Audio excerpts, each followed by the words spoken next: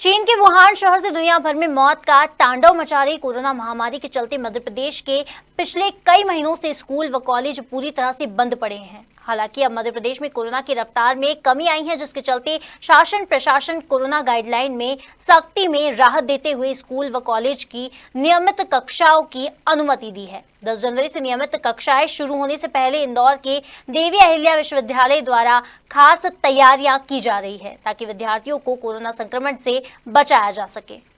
Corona काल के चपेट से निकलते हुए इंदौर में अब धीरे धीरे लगभग सभी संस्थानों और कार्यालयों में कामकाज सामान्य होता दिखाई दे रहा है। 10 जनवरी से महाविद्यालयों में नियमित कक्षाएं शुरू होने जा रही है। शुरू होने वाली नियमित क्लासों को लेकर कितने छात्र और कैसे क्लासों में बैठेंगे, इसके साथ ही क्या क्या सावधानियां रखी जाएंगी, इसको लेकर जब मालूमात की गई तो महाविद्यालय के मुख्य द्वार पर खड़े सुरक्षा कर्मी का कहना है कि सबसे पहले तो मास्क के बगैर प्रवेश नहीं दिया जाएगा और आने वाले छात्र का पहचान पत्र भी देखा जाएगा, जो कि कोविड की नियमों का पालन और बगैर किसी काम के कैंपस में आने वालों पर पाबंदी लगाने में कारगर साबित होगा। हमें सभी गेटों पे जो है ध्यान देना, बिना मास्क लगाए हुए अंदर जाने नहीं देना है और आईडी कार्ड देखना जरूरी अनिवार्य किया गया है। इसके बिना अंदर जाने प्रवेश होने नहीं देंगे हम। आधा अधूरा खोले हैं, आधा खोले हैं, आधा बंद करे हैं, वही आधे के द्वारा ही हमको प्रवेश तो देना है। सब सख्ती का माहौल देखना मिलेगा आपको। सुरक्षाकर्मी के बाद जब बात कैंपस प्रभारी से की गई तो लंबे समय से एक साथ छात्रों के आने को लेकर बोले कि शासन का आदेश आया है और इसकी जानकारी हमको दी गई है। कैंपस प्रभारी दीपक मेहता ने कहा कि साल 2020 के मार्च से कक्षाएं बंद हैं, बच्चे दोबारा फिर कैंपस और क्लासों में पहुंचेंगे, ये एक बड़ी चुनौती है। हालांकि विद्यार्थियों से कोरोना गाइडलाइन का सख्ती से पालन कराने की बात जरूर उन्होंने कही है। शासन के निर्देश के बाद 10 तारीख के बाद नियमित कक्षाएं प्रारंभ की जानी है। उसे तो विभागीय स्तर पे हम लोगों ने काफ़ी सारी तैयारियां कर ली हैं, जैसे सैनिटाइजर की व्यवस्था और टेम्परेचर लेने की व्यवस्था तथा 6 फीट की दूरी से क्लासरूम में बैठने की व्यवस्था, ये सारी व्यवस्थाएं हो चुकी हैं। और हमने विद्यार्थियों और उनके पेरेंट्स को कंसेंट के लिए और उनकी सहमति के लिए सहमति पत्र भेजा हुआ है। उनको समय दिया है कि 7 तारीख तक वो हमें सहमति पत्र भेज दें, तो इसके आधार पर हम ये अंदाज़ा लगा पाएंगे कि कितने विद्यार्थी आ रहे हैं। उस आधार पर उनके बैठने की व्यवस्था वगैरह करी जाएगी। एक जहाँ तक इसका मतलब कि नियमित कक्षाएं लगाने के लिए हमारी पूरी तैयारी हो चुकी है।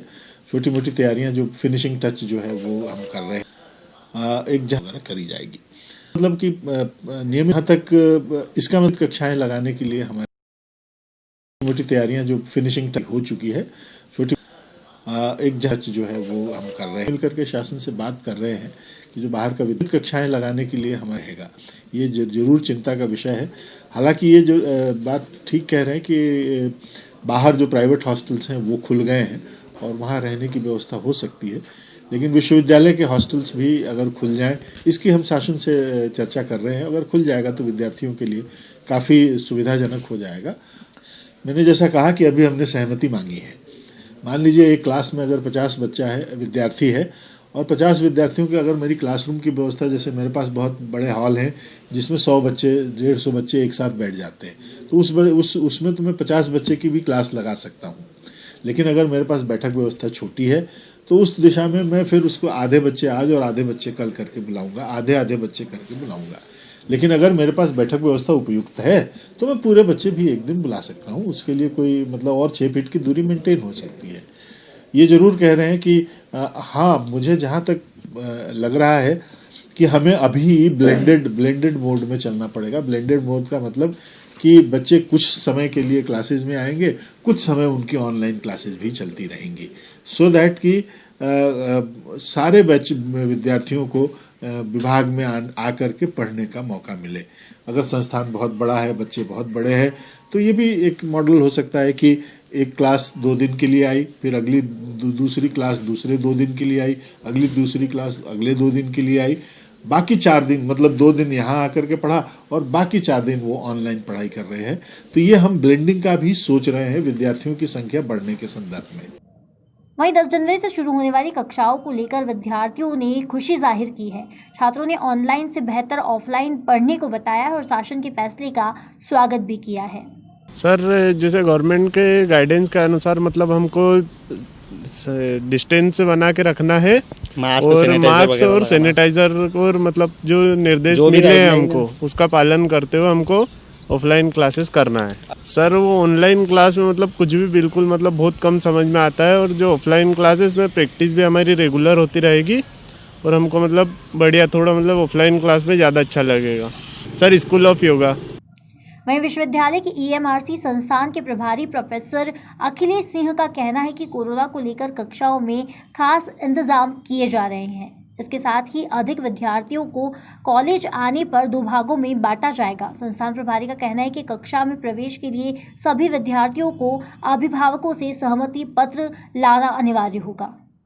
काफ़ी लंबे समय से ये सब चल रहा है। मार्च से ही कक्षाएं बंद हो गई थी, एक लंबा समय गुजर गया है, तो वाकई एक चुनौती है। विश्वविद्यालय में बच्चे दोबारा इकट्ठे होंगे, सब आएंगे, तो इस चुनौती को हम स्वीकार करते हैं और अच्छे से इसको जैसे पहले चलता था उसी प्रकार से हम दोबारा इसको सुचारू रूप से शुरू करने की कोशिश करेंगे।